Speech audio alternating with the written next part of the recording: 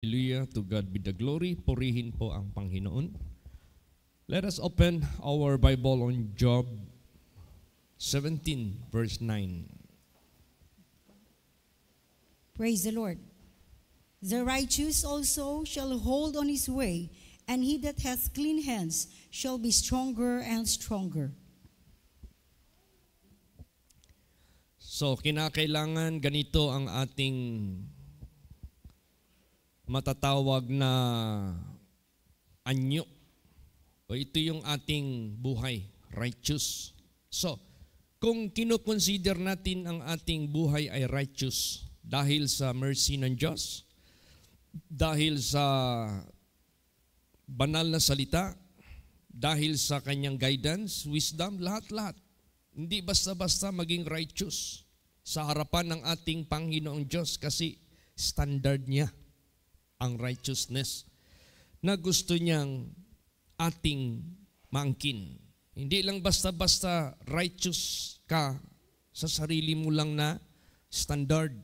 Yun yung sinabi ni Lord Jesus Christ, except your righteousness shall exceed the righteousness of the Pharisees and of the scribes, you cannot enter into the kingdom of heaven.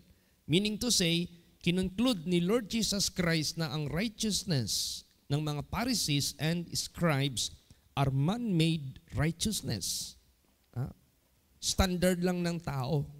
Ang gusto ng ating Panginoong Diyos, yung standard ng Diyos na nagmumula sa Kanya na katuwiran. Yun ang gusto ng Diyos sa buhay natin. Kaya sinabi dito, the righteous shall hold on his way. Ano bang way ng righteous? Obedience to God. Ano ba ang way ng righteous? Yung matatawag nating nagsubmit siya sa righteousness ng Diyos through obedience sa kanyang banal na salita na dito hinahayag yung righteousness ng Diyos. Ano ibig sabihin? Hold on.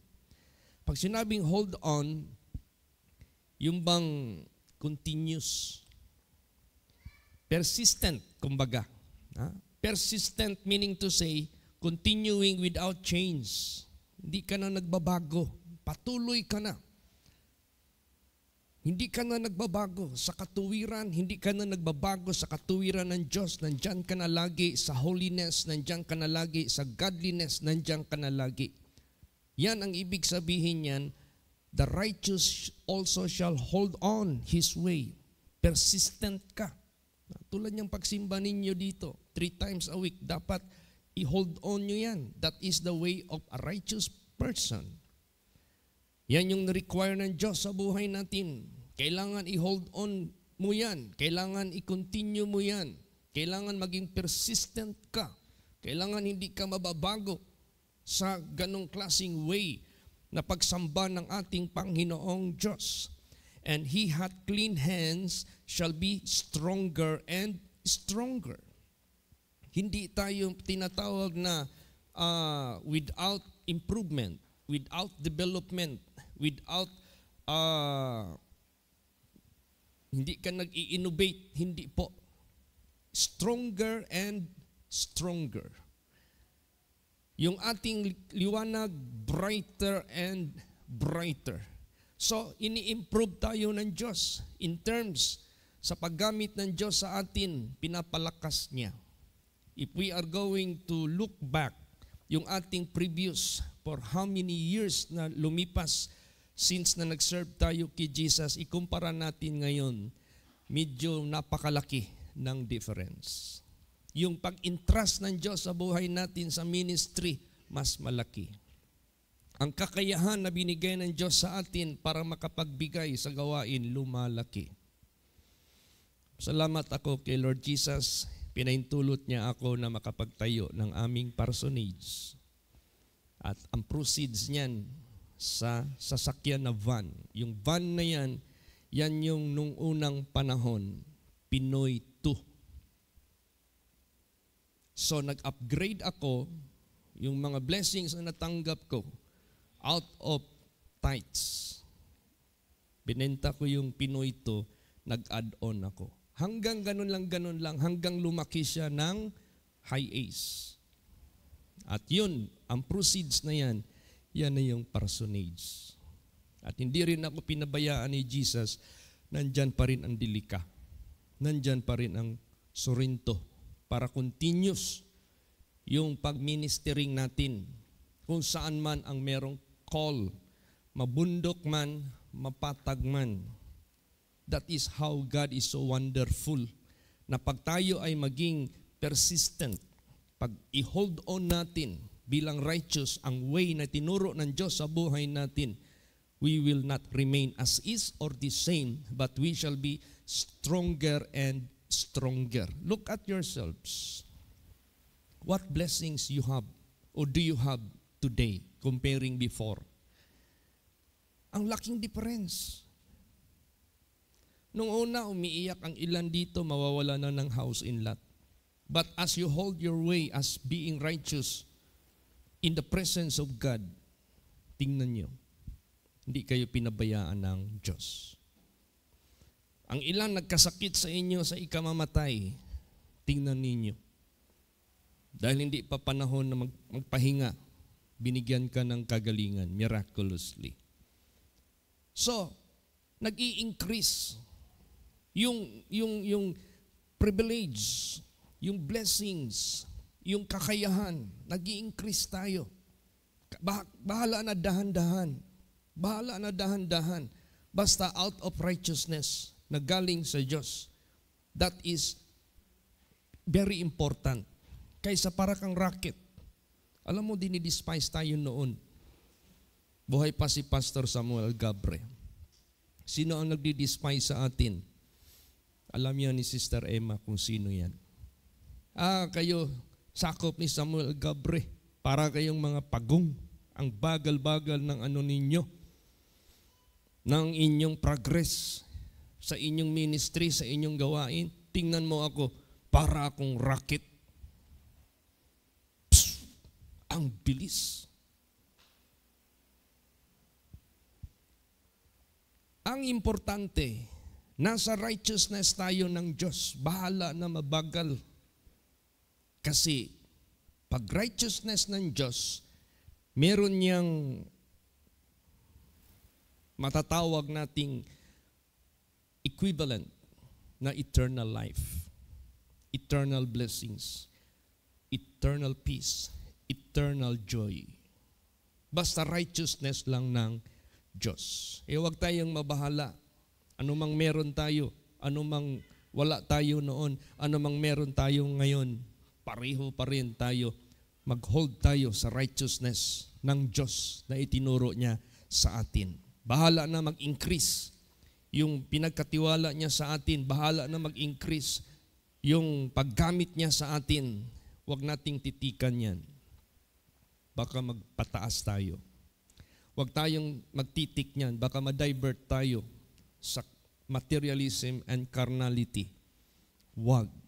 Kailangan stay tayo, hold on tayo sa way na itinuro ng Diyos sa buhay po natin. Now, paano natin ma-maintain ito? Yun na nga, 3 times a week. Punta kayo dito sa simbahan. Makinig kayo sa salita ng ating Panginoong Diyos. Tingnan mo, yan ang nakasulat sa Bible. Paano na-sustain yung faithful children of God in Israel? Where they usually go. Saan sila pumupunta usually? Basahin natin. Psalms 84 verse 7. Praise the Lord. They go from strength to strength. Every one of them in Zion appeareth before God. Yan. Saan sila pumupunta? Every one of them in Zion appeareth before God. What is Zion? Zion, that is biblical term or name of Jerusalem. Biblical name yan. Another name of Jerusalem where God is dwelling. Appeareth before God.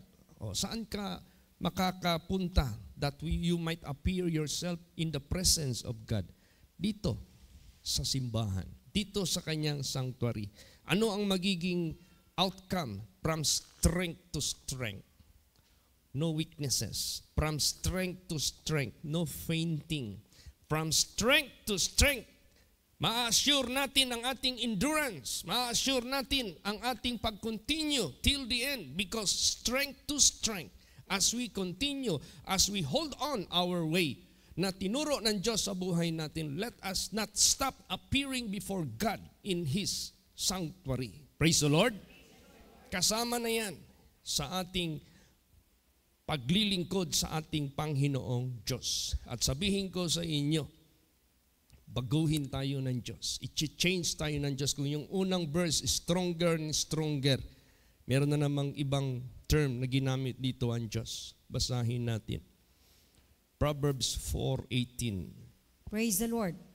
But the path of the just is as the shining light that shineth more and more unto the perfect day. Yan.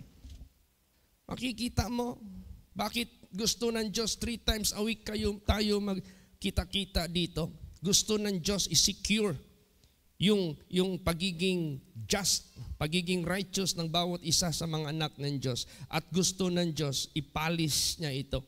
That this will shine more and more. Dito niya yan gagawin sa buhay natin. Dito sa kanyang sanctuaryo. That shineth more and more. Now, what is the impact sa buhay mo?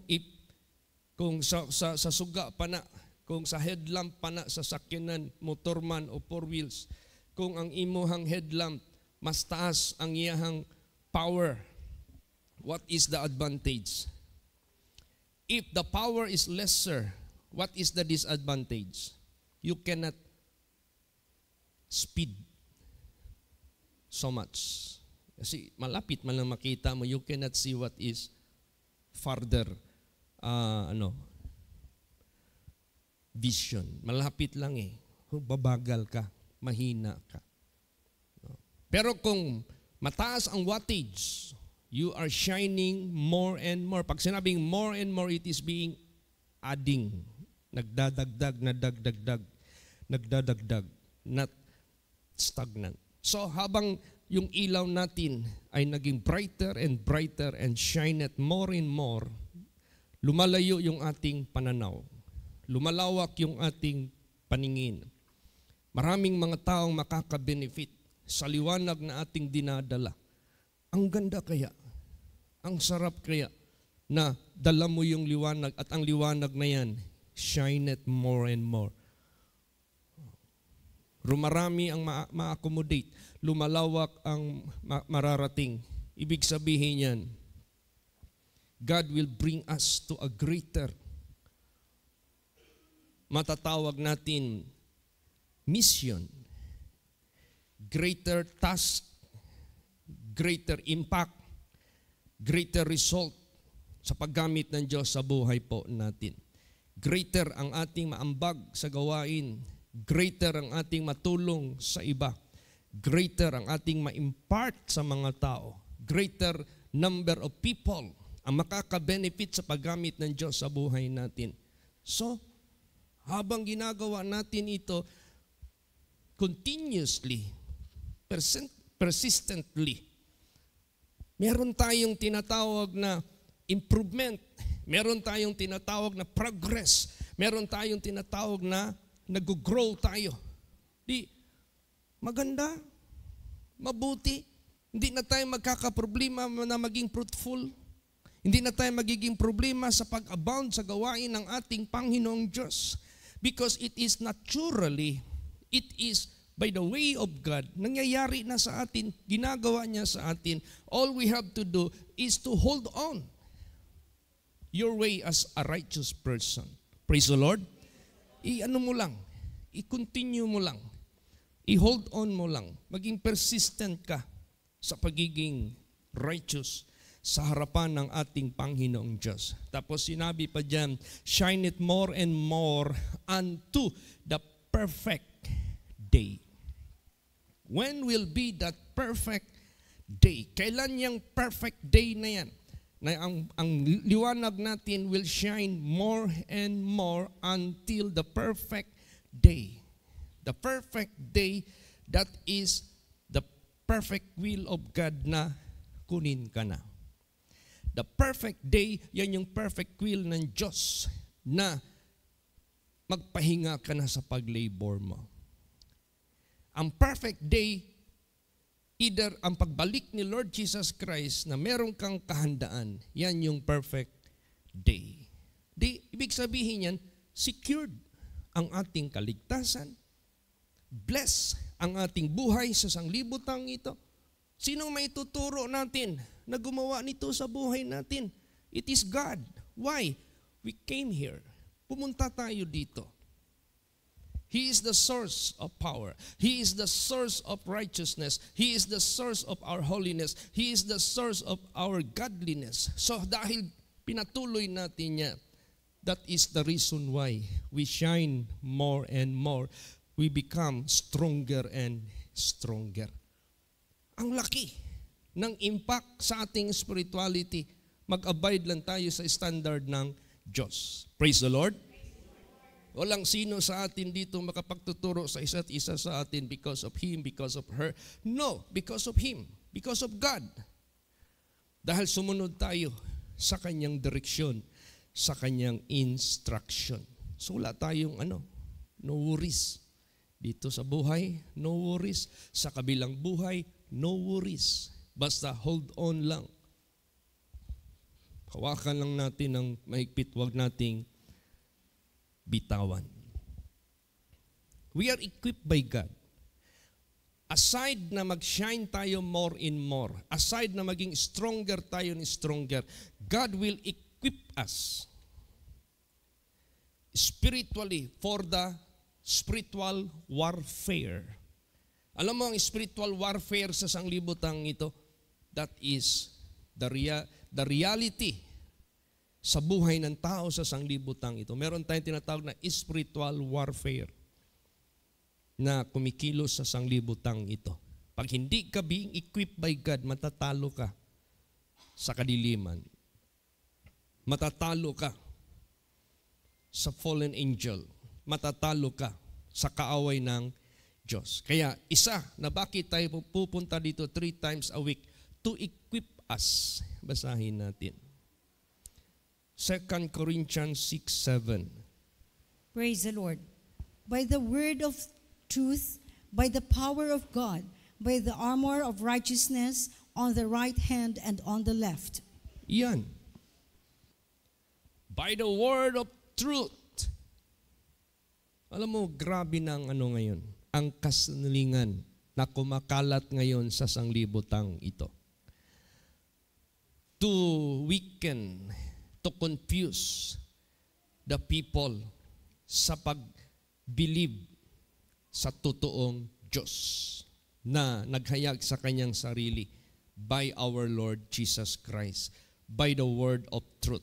Kaya itong word of truth na ito, itong power of God na ito, itong armor of righteousness na ito, on the right hand and on the left. Kailangan hindi ito mapanghinaan sa buhay natin. Kailangan natin ito lagi. Tingnan mo yung mga sundalo. Tinuturuan niyan sila how to assemble and disassemble. Disassemble ba yan? How to assemble and dismantle. yung baril, tinuturuan sila paano i-dismantle, paano i-assemble. Anong purpose niyan? For exhibition? No. Anong purpose niyan? Ang purpose niyan, to maintain the condition of their guns. Malinis, i-maintain, kailangan ng lubrication, kailangan ng strength. Kung yung kanyang, meron kasi yung yung tinatawag na parang ganon sa ang tawag niyan, Brad Chris? Yung, lalo na yung long barrel, meron siyang groove. Meron yung groove na ganon eh. Kasi pag bang ganon sa sa gatilyo, pagputok niyan, so yung pulbura niyan, magsabog yan, tutulakin yung kanyang pinaka bullet. Bago maglabas yan, Iikot yan doon ng mabilis sa grove para yung kanyang takbo. Nag-twirl siya, nag-ikot yan. Mag-pierce talaga yan kung saan yan magpunta. So, kailangan ng maintenance. Now dito, this is how to maintain the strength, the power, the word of truth. Dito natin i-maintain yung word of truth na lagi nating hasain. Lagi natin itong i-refresh sa buhay natin para kung mapasabak man tayo sa lies of Satan, deception of Satan, deceit of Satan. Hindi ka naman ma-deceive. Meron kang kakayahan to stand before them, having all to withstand, na makatayo ka na hindi ka na matamaan, hindi ka na ma-confuse, hindi ka na ma-deceive. Talaga makapaglaban ka, kayang-kaya mo. Kaya yung word of truth, yung power of God. Power of God, yes. Kung hindi power of God, sino ba tayo makasagang sa unseen enemies? Kaya mong sanggain yung unseen enemies kung hindi power of God ang mag-protect sa atin? Hindi po. Meron tayong invisible enemies. Our warfare is not carnal, but to the pulling down, the so-called yung kuta ni Satanas. So, power of God, we need it. By the armor of righteousness, yung righteousness na yan, pagtibayin natin yan on the right hand and on the left. Alam, minsan mo makakita ka ng pulis, meron pang long arm, meron pang short arm, meron pang granada, meron pang nakakross na bala. Ibig sabihin yan, ang dating sa kanyang katawan na dala-dala niya yon, he can fight with a long period of fighting that he could survive. Ganon din sa buhay natin, yung armor of righteousness. Kailangan natin yan laging ikondisyon, lagi natin yung pagtibayin by the word of truth, by the power of God, right hand and on the left, the righteousness of God. Kailangan natin lagi yan dala-dala. Praise the Lord. Ganon ang ating buhay. Kasi yung promises ng Diyos, conditional kasi yan eh. Maliligtas tayo if we can endure unto the end. Maliligtas tayo if we are faithful unto death. So, poproblemahin natin yung pagdating sa finishing line. Now, para hindi tayo magkakaproblema sa finishing line, we need enough power, we need enough strength, we need enough wisdom, knowledge, lahat-lahat na, left and right. Para kaya natin, basahin natin yan. Hebrews 3:14. Praise the Lord. For we are made partakers of Christ if we hold the beginning of our confidence steadfast unto the end. Yes, we are partakers of Christ. What kind of being partakers of Christ? Partakers of His divine nature. We are no longer partakers of the iniquity of the devil. We are no longer partakers of so-called impurity of Satan. But we are partakers of Christ, His holiness, His righteousness, His divine nature. Paano natin yan gawin? If we hold the beginning of our confidence steadfast unto the end. So, kailangan natin i-hold on. Kailangan natin yan hawakan. Kailangan natin yan i-retain. Yung na-discover natin na truth of God, na-discover natin na totoo na Diyos, na nagdi-deal sa atin, actual sa buhay po natin. God is dealing with us in His own mighty way, with all the reality, with all the actual demonstration of the power of God. Nararanasan natin sa buhay yan. We have so much to tell the world about this. We have so much to tell the people about those things. Kaya mapalad tayo pag hinawakan natin ng mahigpit itong way ng pagka-righteous sa standard ng Diyos. Basahin natin. Proverbs 3:18. Praise the Lord. She is a tree of life to them that lay hold upon her, and happy is everyone that retaineth her. Yan, she is a tree of life to them that lay hold. Pag sinabing lay hold, talagang hinawakan mo, hindi mo na binitawan. And happy is everyone that retaineth her. Remember, there are two kinds of listener of the Word of God. There are four pala. There are four kind of listeners of the Word of God. There are four kind of worshiper sa harapan ng Diyos. Naalala niyo yung parable of the sower? Isa lang doon ang naging successful, the three failed. So ganun din ngayon. Ang Word of God kahit saan-saan pinipreach, pero hindi lahat ang nag-retain sa righteousness, sa holiness. Yun yung mga taong nakinig at gumawa sa salita ng Diyos. Kailangan doon tayo mahulog. Hindi tayo mahulog doon sa wayside, hindi tayo mahulog doon sa turney, hindi tayo mahulog sa stony. Doon tayo dapat mahulog sa good ground. O di, itong 3 times a week na pagpunta ninyo dito, that is another description of a seed being planted in that good ground. Praise the Lord. Na talagang malalim, talagang nag-grow, talagang pinoproteksyonan, talagang bina-priority, nandyan ang good ground. At ito'y bumubunga ng napakarami. Kaya, she is a tree of life to them that lay hold upon her. And happy is everyone that retaineth her. Pag nire-retain mo ang kaligtasan, ang katuwiran ng Diyos, happy ka. Masaya ka. God is backing you. God is supporting you. God is with you. At aside from that, yung ating mga dalangin, ibibigay ng Diyos. Yung ating hinihingi sa Diyos, ibibigay yan ng ating Panginoong Diyos. Praise the Lord. Yan.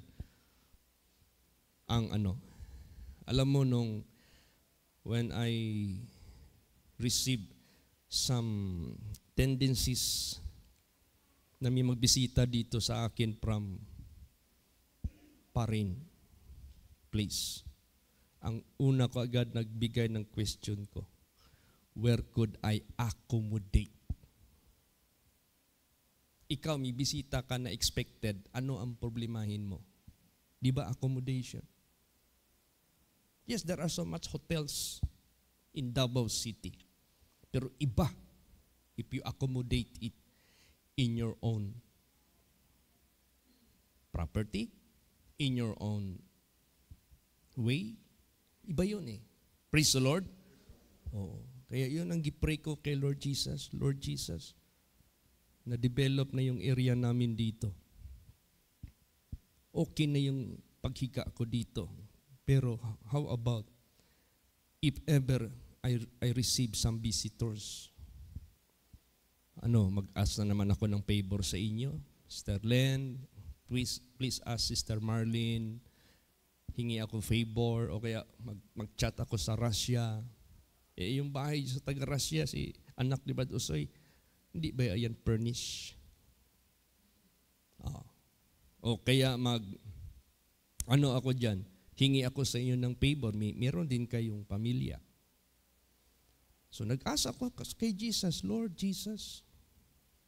Ang una naming plano, dito sana ipaakyat, pero hindi maganda. Masira itong building, at saka hindi ko ma-maximize yung aking desire.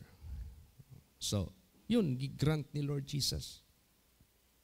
Kahit hindi pa enough yung aking blessing para ma-furnish yan, but I believe, let us keep on praying. Ibibigay lahat yan ni Jesus Christ. Praise the Lord. God will grant it. Yan ang kabutihan. Yung ating pag-hold on sa standard ng Diyos. Basahin natin. Psalms 84:11. Praise the Lord. For the Lord God is a sun and shield. The Lord will give grace and glory. No good thing will He withhold from them that walk uprightly. Ayan. Walang mabuting bagay na i-hold or i-pending or ano ba yung bang hindi ibigay. No good thing will He withhold from them that walk uprightly.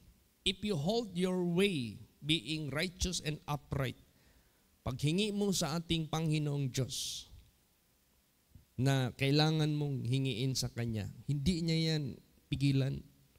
I-grant yan ng ating Panginoong Hesus Kristo. Praise the Lord. I-grant yan ni Lord Jesus Christ. 100% miraculously. Then, sabi dito, for the Lord is a sun. Sun that is light.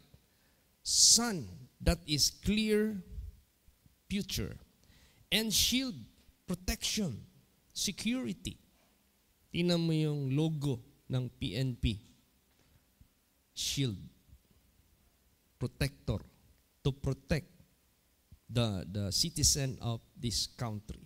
Shield to protect us from attackers.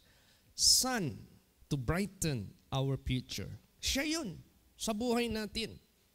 The Lord will give grace and glory. Grace, this is favor. Grace, this is blessing. Glory, that is victory, success, lahat ng magandang kaluwalhatian. Yan ang ibibigay ng Diyos sa bawat isa. Praise the Lord. Kaya, continue kayo. No? Tapos kung merong mang masasabi natin na, Pastor, bakit si brother so-and-so, sister so-and-so, ang daming miracle ginawa ng Diyos sa kanila, bakit umalis sila dito sa atin? Bakit hindi sila nagpatuloy hanggang ngayon? Ang dami na kayang pinagaling ni Lord Jesus. Alam mo, ma-amaze ako. Alam mo, nag-istorya kami ni Michelle, yung libing ni mami niya. Nung nasa Borol pa, nag-fellowship kami doon. Kinuwento niya sa akin how they came here. Paano sila nakarating sa holy place. Alam niyo anong dahilan? Once upon a time, her mommy was so ill. But when Pastor Samuel Algabri prayed for her, she was healed instantly, miraculously. Sakit na hindi na mapapagaling ng doktor. Hindi ko pa narinig yun. Because I might not here in Davao at that time. I might be somewhere in Manila in my mission during naligtas sila because that was 1989. Nasa Manila na ako. Doon ko pa narinig. At bakit niya sila nagpapatuloy? Bakit umalis sila? But the door is not yet closed to anyone na nawala dito in spite sa miracle. Ang daming nagpa-pray dito, walang mga anak. Bakit wala sila dito na binigyan ng anak nila? Pumunta dito, na-possess, nabigyan ng kalayaan, nagkaroon ng deliverance. Bakit wala sila dito? Kaya that is isa yan na ating idalangin. Na bago matapos ang mundo o bago matapos ang buhay ng sino man, ay makabalik pa dito. Eh what if kung hindi nababalik? Whom we will blame? Whom we shall blame? Sinong sisihin natin? Meron yan dito sa Bible. Binigayan ng Diyos na message na bakit meron talagang lumalabas. In spite sa mga miracles, in spite sa mga grants, sa mga prayers nila dito, healing, deliverance, solution of problem, bakit lumalabas pa? Basahin natin.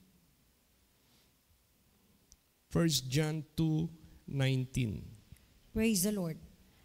They went out from us, but they were not of us. For if they had been of us, they would no doubt have continued with us.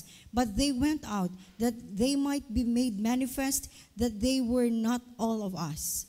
Yan.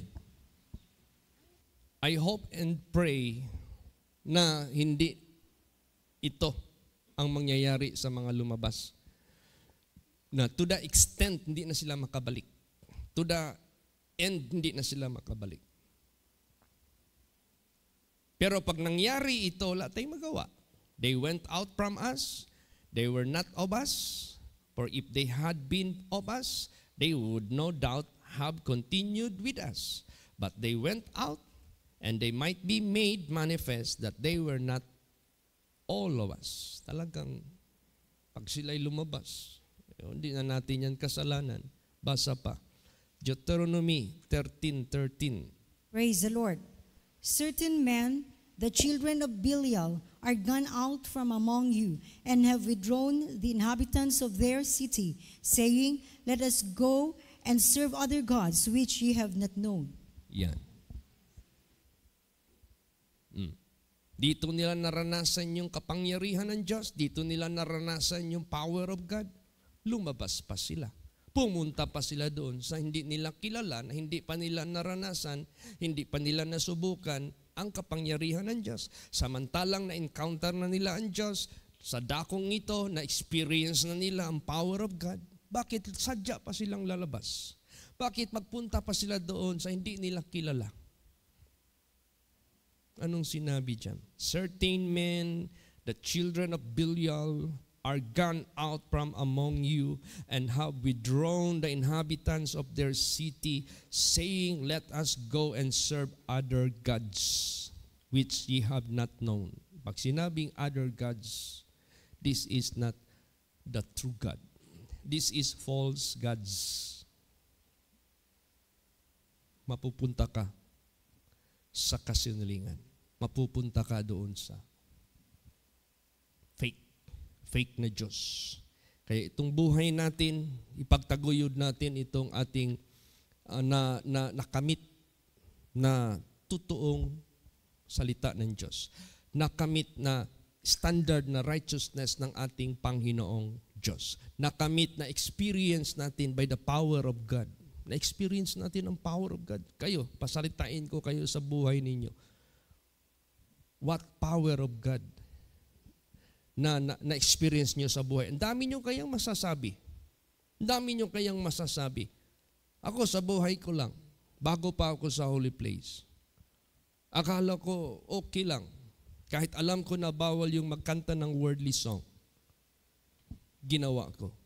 Doon sa jamboree namin, National Jamboree, when I was 4th year high school or 3rd year high school. Nabingi ako doon.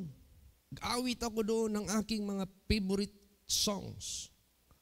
Nabingi ako. Only na naranasan ko yung healing instantly when I repented and I acknowledged my sin. After na nawala yung sakit ko, ano kagad sa isip ko, what is holy place? What is in that place? How come I never experienced such things in my life before? What is holy place? Doon ako nag-ano. So I experienced the power of God. I encounter the power of God. Praise the Lord. Ganon din sa buhay ninyo. Kaya wag tayong makasama doon sa mga sons of Belials. No, malis talaga sila. Humanap sila ng Diyos na hindi nila kilala. Kaya, ano pa? Saklap na pangyayari. But for us, let us continue to be strong in the Lord. Let us maintain the righteousness na ating natutunan sa ating Panginoon Diyos. Hold on your way and let us receive the privilege to become stronger and stronger. Let us receive the privilege that our light will shine more and more. And let us continue the fight. Basahin natin. 1 Timothy 6:12. Praise the Lord. Fight the good fight of faith. Lay hold on eternal life, whereunto thou art also called, and hast professed a good profession before many witnesses. Huwag tayong mawala dyan. Let us not be confused, neither be diverted to other direction. What we are fighting for is no other than the most is to hold eternal life. Fight the good fight of faith. Makonsider lang yung fight mo is a good fight if you intend to fight for eternal life. Fight the good fight of faith. Alalahanin natin, there are so much abandoned mansions, there are so much abandoned castles in this world. Look at the honors of those already rotten, already skeletons, already rubbish, naging basura na sila. None of those things na kanilang nadala. Ganun yan. So that is the cycle of life. So kung makapokus ka dyan, saan ka magpunta? Wala. Nothing. Pero kung ang iyong pinapakikipagbakaan through faith, by the gospel of the truth of Jesus Christ, you are fighting for eternal life. Wow! Praise the Lord. Super blessing, super bright future, super privilege, eternal life, eternal glory, eternal riches, lahat. Kaya huwag tayong mawala dyan. Kasi pag nakatutok tayo dyan, hindi tayo magkakaproblema sa pangangailangan natin sa pamumuhay na ito.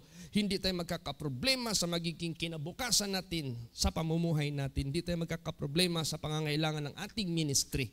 Hindi tayo magkakaproblema sa buhay ninyo dyan. God can take care of it. Praise the Lord. Mismo yan sa baba, bibig ng Diyos. Seek ye first the kingdom of God in His righteousness. And all these things, not some, not few, not much, but all these things just will be added unto you. What are those things? Which the most of the ungodly people are thinking. Yun yung iniisip nila, pagkain, damit, pangangailangan, kung ano-ano pa yan. Yung mga iniisip ng mga Gentiles, ng mga ungodly.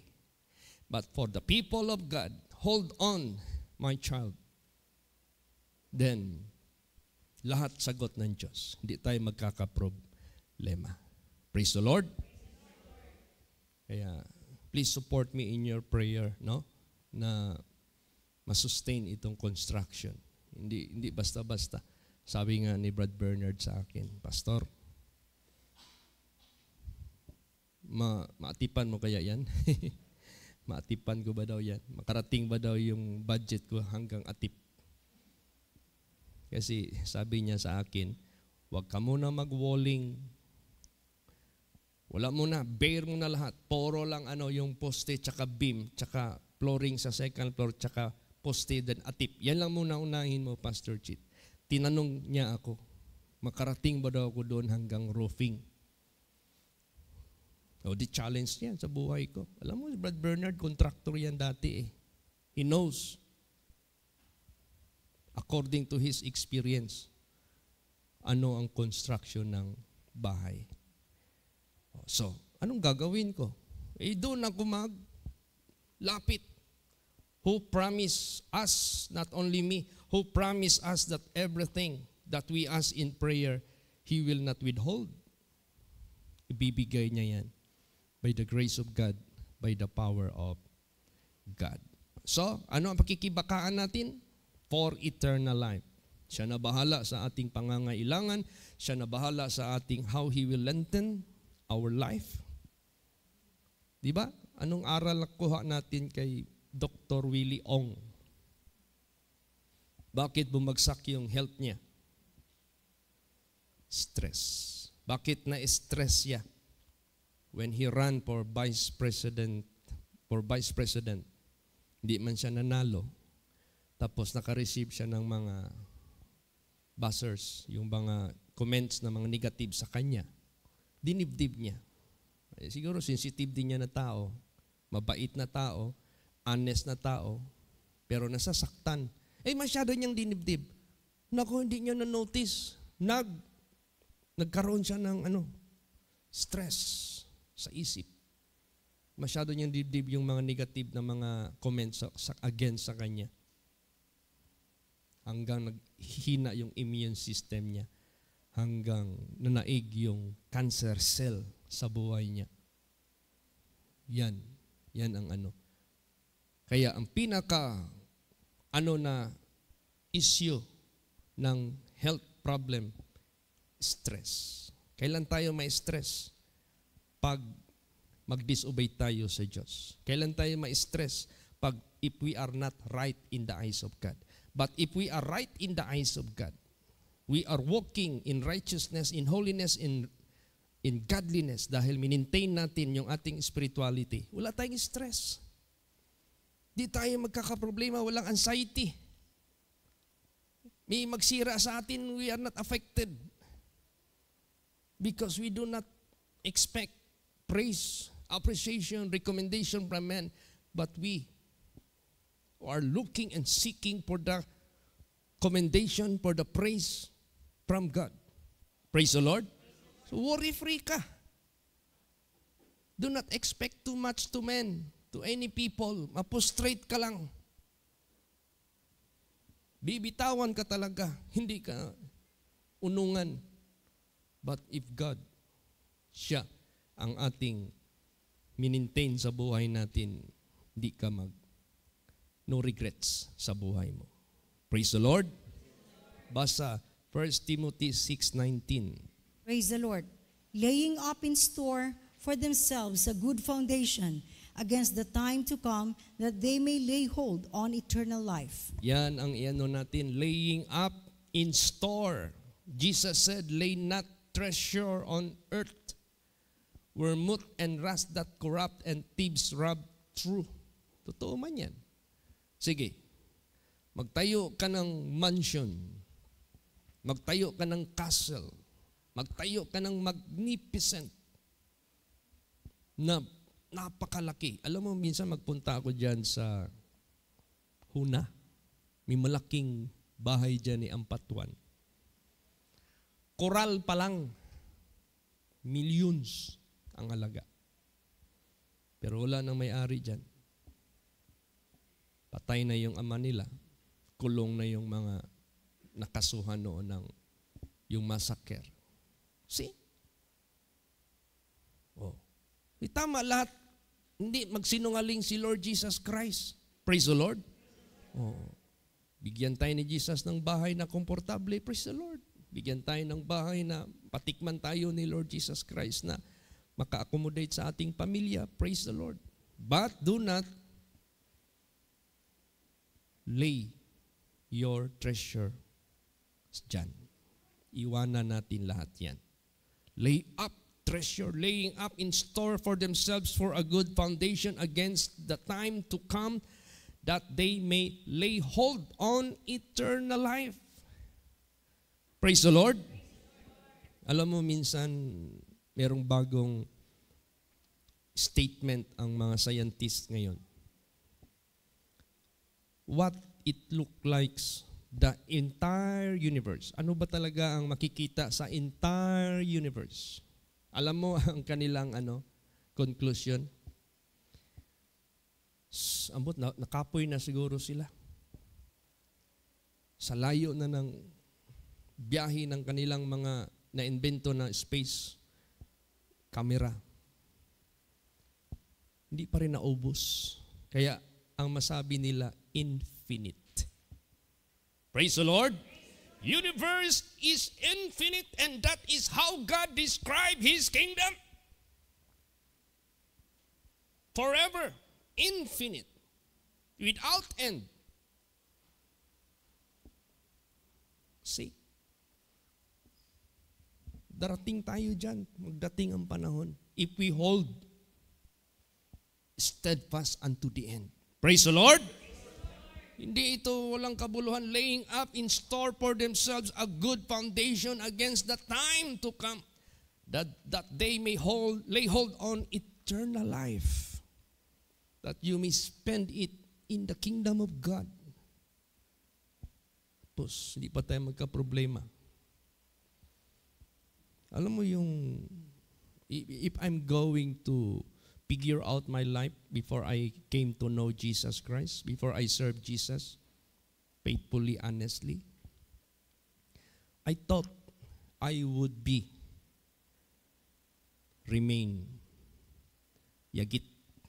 Kasi ang kinagisnan ko na buhay, yagit.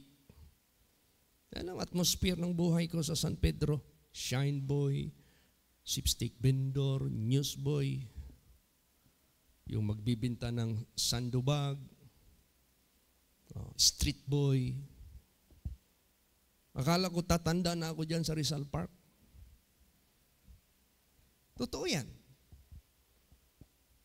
But how God blessed my life by faith through the gospel. Praise the Lord. This is just an indication that the Word of God is faithful. Talagang faithful. You cannot imagine how God will bless you. But in spite of these blessings na natin nakikita sa paligiran, that is not yet enough. But God is discouraging us not to focus on these things below. But there is yet best. There is yet super. There is yet, yun yung against na time to come. You are laying up store something. Praise the Lord. Last verse, 1 Peter 1:4. Praise the Lord. To an inheritance incorruptible and undefiled, and that fadeth not away, reserved in heaven for you. Yan. Doon tayo magtitik. Doon tayo mag-lay up treasure. If riches increase, just in case lang, put not your heart there. And always think, those whom God bless, that is not for no point, that is not for nonsense, but that is for you to abound in good works. That is for you to abound in generosity. That is for you to abound in your good works, that you may increase in righteousness. Kaya salamat tayo sa ating Panginoong Diyos. God made our lives significantly na talagang in-improve niya ang buhay natin. Increasing, stronger, shineth more and more. Praise the Lord! Magsitayo po ang lahat.